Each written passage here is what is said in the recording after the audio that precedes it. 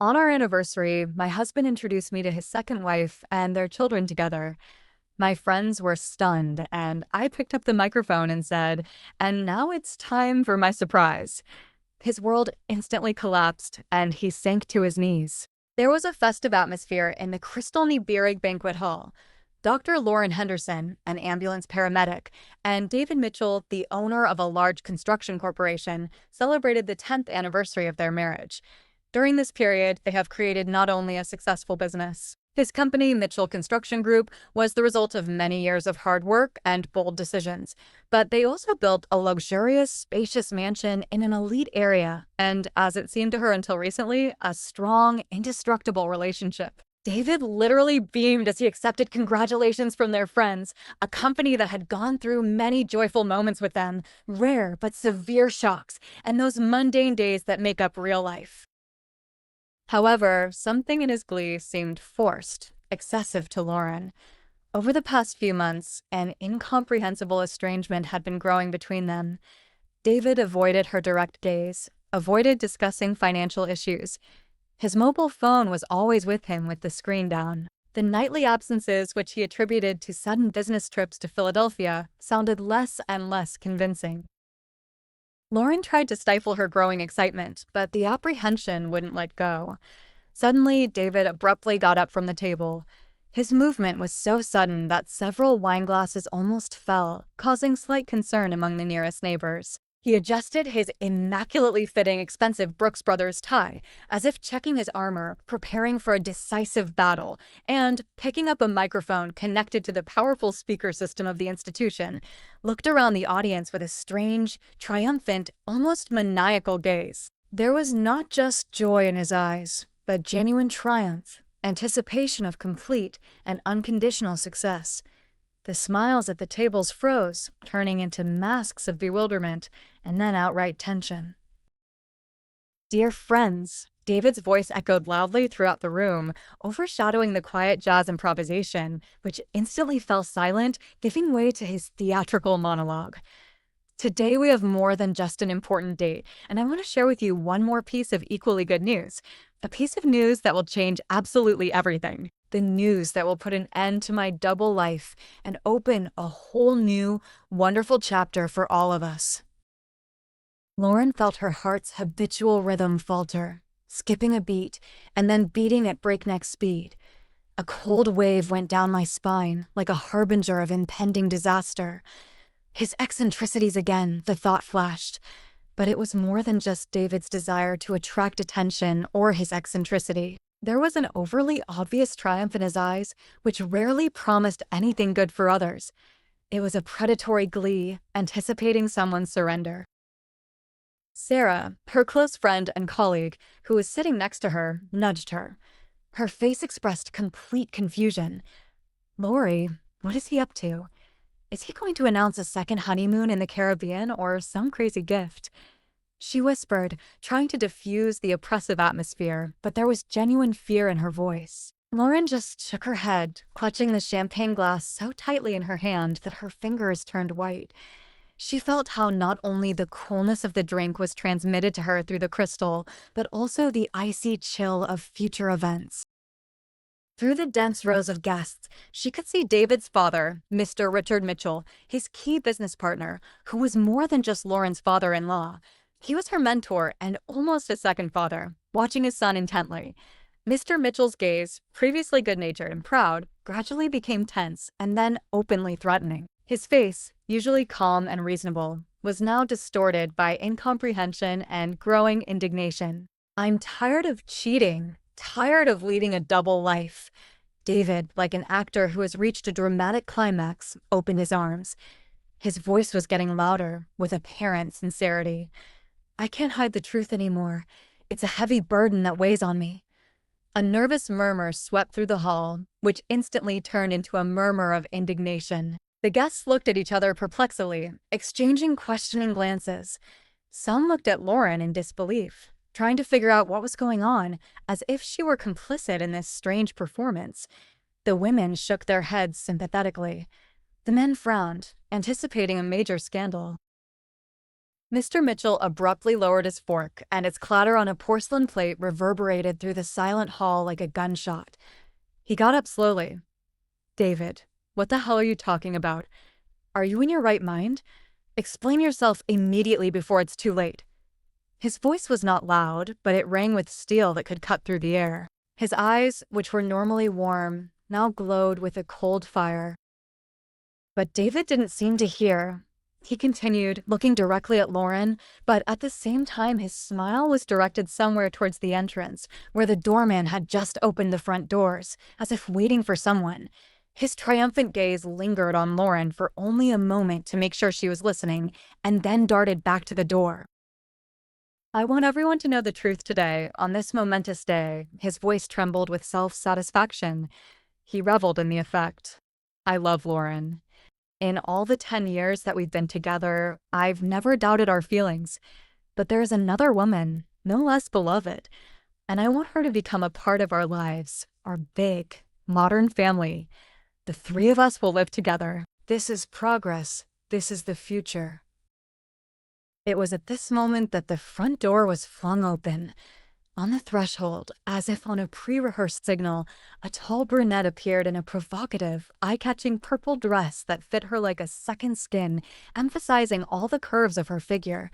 She was holding hands with two small children, a boy and a girl about 5 or 6 years old, who, to Lauren's horror, looked exactly like David. The same blonde hair, the same facial features, the same unruly strand falling over his forehead.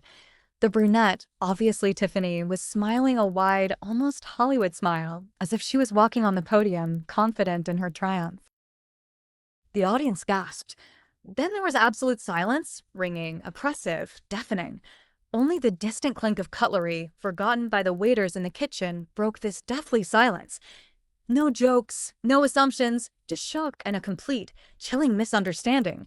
This scene was absurd, surreal, as if it had come off the pages of the tabloid press. Lauren felt the blood drain from her face, leaving an icy void in its wake. But instead of fainting or hysteria, her brain, accustomed to emergency situations and intensive care, turned on full power. An incredible, absurd picture. There's David, her husband, standing in front of them with a microphone, and there's another woman with his children. Not a dream, not a nightmare. A reality that in an instant destroyed everything she believed in, everything she had created. She's not going to cry, Lauren thought, feeling the cold steel inside her. Not here, not in front of him, not in front of them. Tiffany, David announced solemnly, and our children, Kevin and Madison. Now we will all live together as one big, friendly family. I am sure that we will be able to build a new harmonious world where everyone will be happy, where there will be no place for deception and omissions. He looked at Lauren, expecting, as it seemed to her, sobs, hysteria, humiliation. But Lauren wasn't crying. She didn't scream. Instead of the usual pain of betrayal, a cold, searing clarity flared up inside her. A feeling that she, as a medical specialist, often experienced in critical situations, clarity of thought, complete concentration, readiness to act immediately. He made a mistake, she thought. Seriously miscalculated. Lauren and David's friends sat as if paralyzed. Their faces expressed a full range of emotions, from shock to disgust, from deep sympathy for Lauren to an absolute misunderstanding of the madness that was happening. Sarah grabbed Lauren's hand. Her fingers were trembling, and her eyes were filled with genuine horror. Laurie, what is this anyway? What does he allow himself? It's some kind of freak show. Her whisper was barely audible, full of indignation. Alex, Sarah's husband, jumped up. His face was filled with anger, and his fists clenched to white knuckles. David, are you completely crazy? What are you doing here? It's not a circus, damn it. It's your 10th anniversary. It's a disgrace. Do you even realize what you're doing? David, completely ignoring them, descended from the dais and, like a proud conqueror who does not notice minor obstacles, went to Tiffany. He hugged her, kissed the children, and led them to their table, where, as it turned out, additional appliances had been set up in advance, as if it had been planned down to the smallest detail. "Have a seat, my dears," he gestured broadly to the empty seats. His voice rang with triumph. "Today is a holiday, a celebration of the beginning of a new era in our lives. I want everyone to see how happy we are." Tinley sat down, her smile a little less confident under the weight of everyone's disapproving gaze, but she still maintained a proud bearing. The children fidgeted in their chairs, looking curiously at the unfamiliar, frowning people, feeling the tension, but not understanding its true cause. Mr. Richard Mitchell got up slowly. His gaze was fixed on his son. His face was purple, and his eyes were a mixture of rage and deep, unbearable shame. "David, you have disgraced our family. You've disgraced me, your business. You've made a fool of us all. How could you stoop so low?" "Dad, come on." David tried to brush it off like an annoying fly. "It's a progressive approach. We will all be happy. Understand, this is just a step into a new stage of life." "Step into the abyss, son," Mr. Mitchell growled. His voice was thick with indignation, and his gaze was as heavy as lead. "You didn't just cross the line. You burned all the bridges behind you." Lauren wasn't crying. Not a single tear rolled down her cheeks, although inwardly she felt an icy storm. She stood up. Her movements were calm and measured, as if she was preparing for another complex medical procedure where every second and every action is important. She calmly walked up to the podium, took the microphone from the hands of the stunned waiter, who seemed ready to sink into the ground from embarrassment and awkwardness. "And now," Lauren's voice was quiet but clear and did not tremble at all. It sounded in the absolute silence of the hall like a bell striking, announcing the beginning of a new, completely unexpected act of drama. And now my surprise. David, who had been pleased with the effect and relaxed leaning back in his chair, tensed slightly.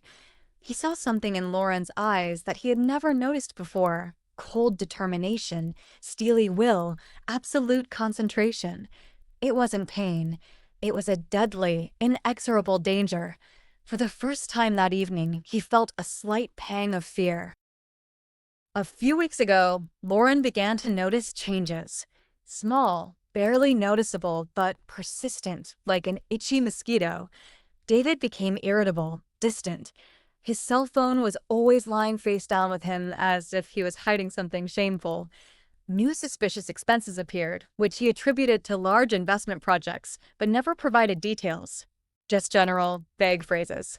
He began to stay at work more and more often, and the smell of someone else's perfume emanated from his clothes, which he clumsily tried to disguise with his cologne. It culminated in the disappearance of a large sum of $250,000 from the general account, intended for an expensive operation of her mother, Mrs. Dorothy Henderson, who was struggling with stage 4 cancer, the money they had accumulated with such difficulty, denying themselves a lot. David swore that it was a temporary investment in an incredibly profitable startup, but his eyes darted, and his voice sounded unconvincing. Lauren saw how he lied, how he completely underestimated her. Lauren was a doctor. She's used to relying on facts rather than emotions. Her intuition, honed by years of working with human lives, screamed danger. It wasn't just a crisis in the marriage, it was a premonition of financial ruin. She did not believe in accidents, especially when it came to the means intended to save her mother's life. She didn't need a scandal, but evidence, solid, irrefutable. And then she made a decision that was not easy for her, but it was the only right one in the current situation. 2 weeks before the anniversary, she put aside the doubts and inner pain that tried to break her and hired a private investigator, a short, inconspicuous man named Sam Taylor with a sharp, piercing gaze and the habits of a shadow. He listened to her calmly, without unnecessary questions, showing neither sympathy nor condemnation, just nodding professionally, and immediately got down to business. "The sooner the better," he said then, and his words were like a balm to Lauren's soul. "I don't want to know about his infidelities, Sam. Lauren said firmly during their first meeting at an inconspicuous Jimmy's diner on the outskirts of town where no one could recognize them. More precisely, not just about them. I need financial and property facts. Everything that concerns our common funds, our property, and his second life, if any. But the emphasis is on the material. I need to understand how far he's willing to go, what he's really planning, and what the true cost of his betrayal is. Sam nodded, writing something down in his notebook. Understood. We work confidentially. The result will be in 4 days maximum. 4 days turned into 6, then into 8. During this time, Lauren went through a whole range of emotions, from anxious expectation to cold determination. She continued to lead a normal life, to work, to take care of her mother, but everything was boiling inside her. She felt like a spy in her own home. And then Sam sent her a text message. There is something interesting. It's very interesting. I need a personal meeting. All materials are ready, preferably today. The meeting took place the same evening at the same diner. Sam looked tired, but his eyes were on fire. He handed her a USB stick and a thick folder with printouts. This contains video reports, audio recordings, bank statements, copies of documents, extracts from the district land registry, he said dryly. His voice was devoid of emotion, but there was a hidden resentment in it. Your husband, David Allen Mitchell, led a double life, not only with regard to his family, but also with regard to your common assets. He systematically withdrew common funds from your joint ownership, created new fictitious LLCs, and transferred money to fake accounts. The sports utility vehicle, a red Tesla Model Y, purchased for a certain Tiffany Roberts, your second wife, or rather, your lover, was paid for with funds withdrawn from your shared account. And this is the most unpleasant thing that I found. Sam opened his laptop and plugged in a USB drive, showing Lauren the recording of the phone conversation. It was a call from David to a friend named Kevin. David laughed as he talked about his plans, about naive Lori who doesn't notice anything, about how easily he's going to transfer their shared mansion to Tiffany by making a fake real estate deal. She won't even notice while I'm having fun, David said, busy with her patients. Let him heal you, you fool. It's so convenient to have such a simpleton wife who takes care of everything while you build your real life. Lauren listened, her face expressing nothing. No anger, no despair, just cold calculation. She had guessed, but seeing and hearing it with her own eyes was completely different. It was not just a betrayal, it was an outright atrocity. Thanks, Sam, she said, taking the USB drive and the folder with the documents. You've been very helpful. I didn't even realize how serious it was. What are you going to do? For the first time, Sam showed emotion. There was concern and genuine sympathy in his voice. These are serious charges, and they are enough to send him to jail. To perform, Lauren replied, standing up. A strange, almost icy smile appeared on her face. With my surprise, today is our anniversary, and I think it will be a great occasion for this kind of performance. Surprise flashed across Sam's face, but he didn't say anything. He was used to unusual clients, but he hadn't expected such composure. Good luck to you, Dr. Henderson, he called after her. You'll need it. Now, standing on the restaurant's platform, Lauren held her mobile phone in her hand, which had been lying quietly in her purse just a few minutes before. She connected it to a projector that had previously shown slides of her and David's life together, from their wedding to their recent vacation, as if mocking everything that had ever happened. The waiter, a guy of about 22, was standing nearby. His face expressed a mixture of curiosity and horror, but he, who received a quick and firm look from her, immediately helped with the connection, feeling the oppressive tension in the hall, which could be cut with a knife. An image appeared on the big screen, which had previously shown happy moments from their past. It wasn't just a photo, it was a video. The first shot, David at the ATM. A close-up of his face, slightly tense, focused, then his fingers typing in the PIN code, and finally, the withdrawal amount flashing on the screen, $250,000. $250,000, Lauren commented. Her voice was emotionless, but every word sounded like a hammer blow in the ringing silence of the hall. From my mother's account, which was intended for her cancer surgery, which you all know about, The money that we've been collecting for a year, denying ourselves a lot. Money that could have saved her life. A hum swept through the hall, a roar of indignation, shock, and indignation. Lauren's mother was seriously ill, and everyone knew it. The money was shared, but technically in Lauren's account, as she handled all financial issues related to the treatment. David had access to them, as well as to their shared family account. It wasn't just stealing, it was outraging someone else's misfortune. David's face paled, turning sallow. He tried to say something, but the words stuck in his throat. Tiffany, who had been smiling confidently before, frowned, and her smile slowly faded from her face. She turned to David, but he avoided her gaze as if trying to blend into the chair. The video continued. David is at an expensive car dealership. He laughs, shows something to the sales manager, pats him on the shoulder, then chooses a car. A late-model red Ford Mustang sports car, shiny, just off the assembly line. The camera focuses on the receipt, the amount, and then a close-up of the buyer's name, Tiffany Roberts. Shopping for Tiffany, Lauren's voice said again, cold as ice. There wasn't a drop of sympathy in it, just a statement of fact. A week ago, with the same funds, David decided to invest part of the money intended for the treatment of my mother in the comfort of his second family. The detective's report also shows that he paid monthly rent for a luxury apartment in the Soho area for Tiffany, her numerous bills from expensive spas, and even a 2-week vacation in Hawaii this summer, although he told me that he was on an urgent business trip to facilities in Alaska. All this is at our common expense? Tiffany jerked. She turned back to David. Her eyes narrowed. Danger appeared in them, mixed with disappointment. Her lips tightened into a thin line. David, what does this mean? She whispered, but her whisper, amplified by microphones, reverberated through the hall like thunder. Mr. Richard Mitchell clenched his fists so tightly that his knuckles turned white. He understood what was going on. Not just cheating, but real theft. And not just theft, but deception of a sick person, betrayal of family trust, destruction of all moral principles. There was not only disgust in his eyes, but also deadly resentment. It gets worse, Lauren continued. Recording a conversation.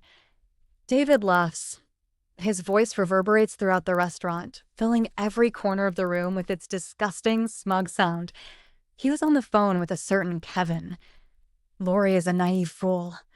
He thinks I'm working, but I'm just preparing the ground. Soon she'll be left with nothing but a church mouse. Our mansion, it's shared, of course, but I've consulted with the lawyers here. I'll transfer it to Tiffany, arrange a fictitious sale or donation. She'll sign anything, but Lori won't even notice. Busy with her patients. Let him heal you, you fool. It's so convenient to have such a simpleton wife who will take care of everything while you build your real life. And then I'll just get divorced and she'll be penniless. Laughter. David's hideous, exultant laugh, which now sounded like a death rattle, filled the hall with horror.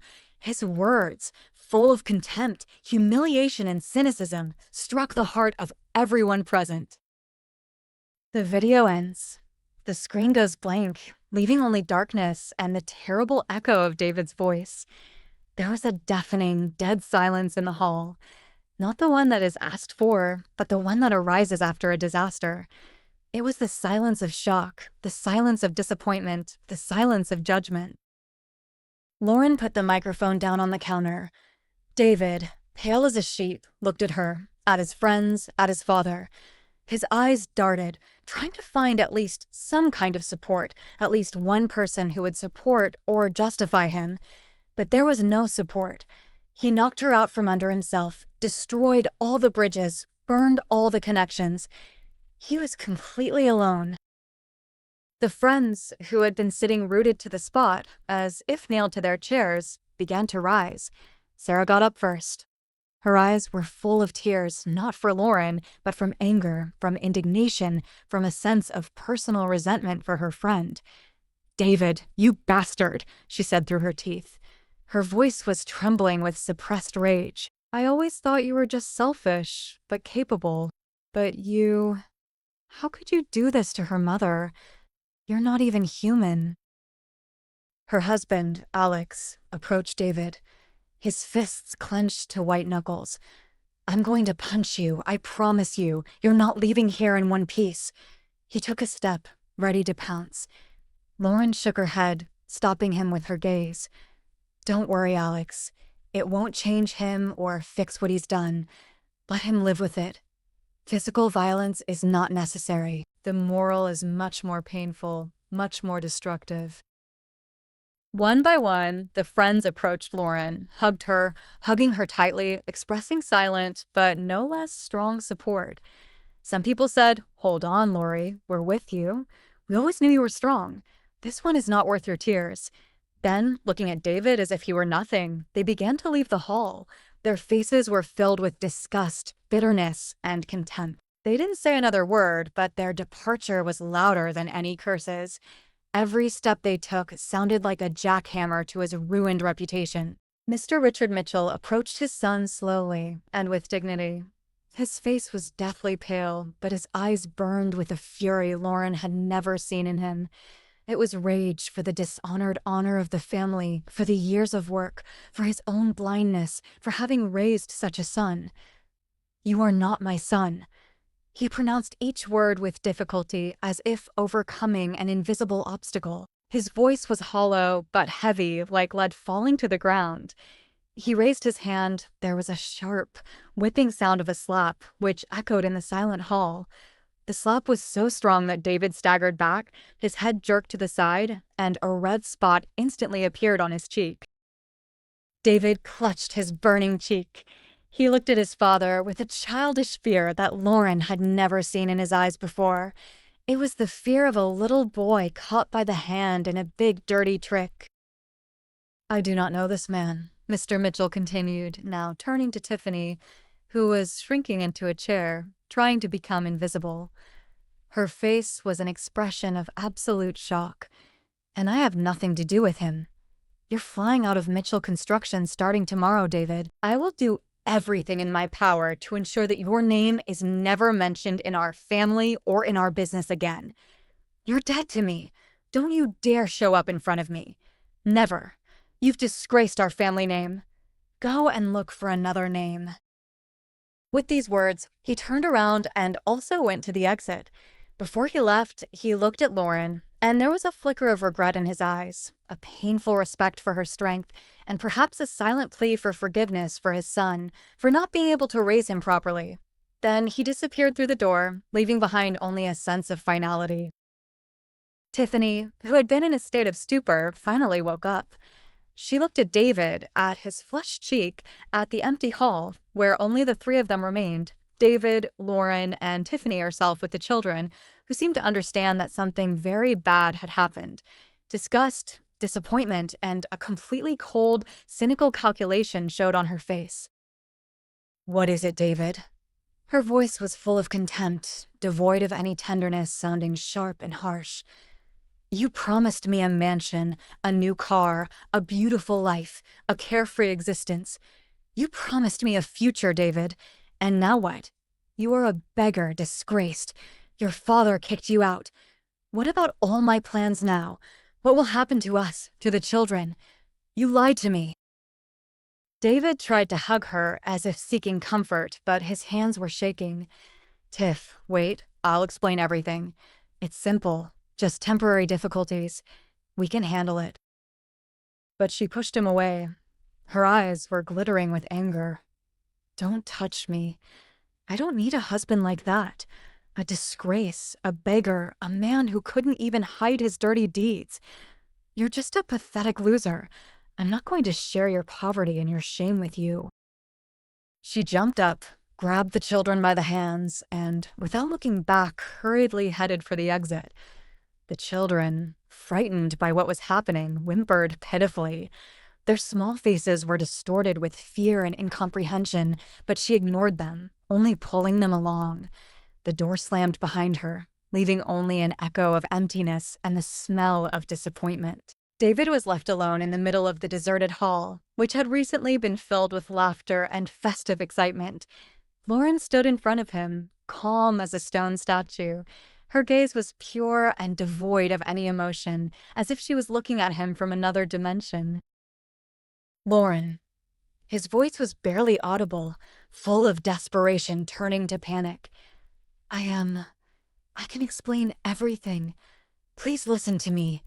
We can fix everything. Let's talk. He took a step towards her. His hands were shaking. What do you explain? Lauren looked at him without hatred, without malice, just with a kind of cold, detached curiosity, as if she was watching an unfamiliar biological species that had just committed an act of self-destruction. How did you steal my sick mother's money that could have saved her life? How did you plan to take away the mansion where we lived for 10 years and which you promised us both? How did you laugh at my naivety behind my back, building your real life on lies and theft? What other explanations will you give me, David? That you're tired of lying? You're a walking, living lie. Your life is fake. She came close to him.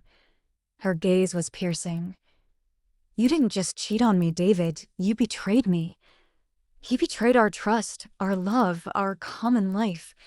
You destroyed everything with your own hands and did it publicly on our 10th anniversary. I thought it would be your triumph, your great escape, but it became your verdict. This is not a surprise to me. This is an act of your stupidity, your greed, and your boundless meanness. I knew that. I just gave you the opportunity to play your role to the end, to put the finishing touch on a play that you wrote yourself, and you did a brilliant job. She turned around and walked towards the exit. Her steps were light and confident, as if she was throwing off a heavy burden of many years, becoming free. Lauren, where are you going? He ran after her. His voice was full of pleading, desperation, turning into animal fear. She stopped at the door, not turning around, only slightly tilting her head. I'm calling Uber, and you stay here. Enjoy being alone. That's all you have left. And remember this evening. This is your last holiday, the last day you had anything. Now you have to live with what you've done in an absolute, ringing void that you've created for yourself. And don't try to find me. You're dead to me, as you are to everyone who is here today. The door closed softly but definitively behind her. David was standing in the middle of the room. The pieces of confetti left over from the holidays seemed like a mockery, a symbol of his ruined life. The waiters, who had been hiding in the corners, began to carefully tidy up, avoiding his gaze as if he were contagious. Every rustle of them, every clink of a fork seemed deafening to him. He lost everything in one evening. A wife who now seemed like a stranger to him, but so strong and unattainable, like a goddess of retribution. The second woman who left him as soon as the benefits disappeared, confirming his own cynical attitude towards people. Friends who turned away from him in disgust, without a shadow of regret. His father, who disowned him as if he were dead, depriving him not only of support, but also of his last name. Business, reputation. Everything that he had built so diligently had crumbled to dust, turned into nothing. His gaze fell on the table where there were still half-eaten dishes, half-finished glasses, bottles of expensive wine. The party was over, but for David it was just beginning. A celebration of loneliness, contempt, and reckoning. And there was no one who would share this triumph of his downfall with him. Only silence, the heavy, oppressive silence that would now be his eternal companion.